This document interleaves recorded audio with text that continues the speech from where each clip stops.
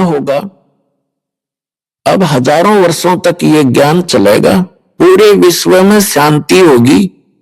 ये माया को इकट्ठी करने की जो दौड़ लग रही है, आग लगी पड़ी है प्रत्येक प्राणी के अंदर, ये इस ज्ञान से शांत होगी। अपने आत्मा आज जैसे किसी के पास कार है, कोठी है और सैकड़ों हजारों की एकड़ जमीन खरीद कर डाल रखी है, और चाहे वो प्रधानमंत्री बना हुआ है, चाहे सारी पृथ्वी का भी राजा है और बहुत धन इकट्ठा करके सोने से सबसे भर रखे उन्हें बैंक वगैरह, और कल मृत्यु होगी और परसों गधा बन जाएगा, खा के ये जीवन उसका।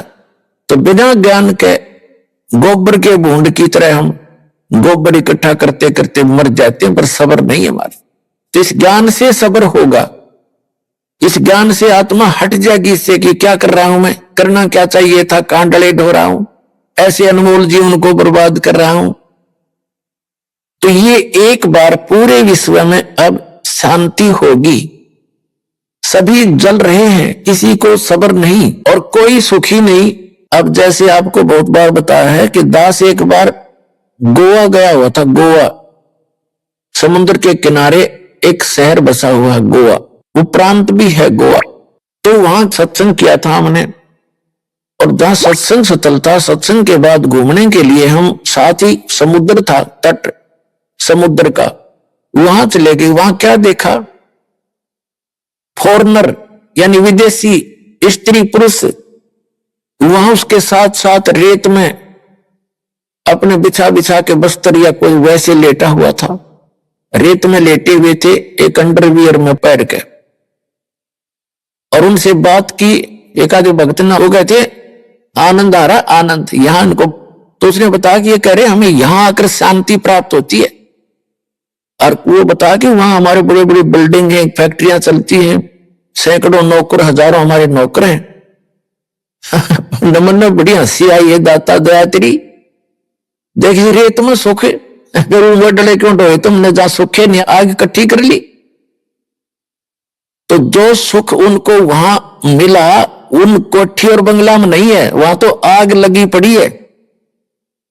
और आग क्यों लगी है उन कोठी बंगलों में, क्योंकि भक्ति नहीं है।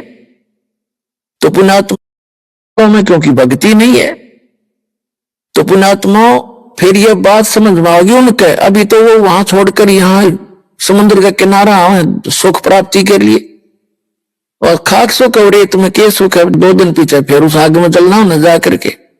अगर जब सुख इतना होकर के ही है, सब कुछ त्याग कर एक लंगोट बांध कर सुख है, तो पहले से सीमित हो जाओ तुम, घर पे भी सुख हो जाएगा। तो ये आपको दास ये ज्ञान देना चाहता है कि केवल कबीर साहब परमात्मा ने बताया है, पूर्ण ब्रह्म ने, साईं इतना दीजिए जिसमें कुटुंब समावे, हम भी भूखे ना रहे, अतिथि ना भूखा जाए।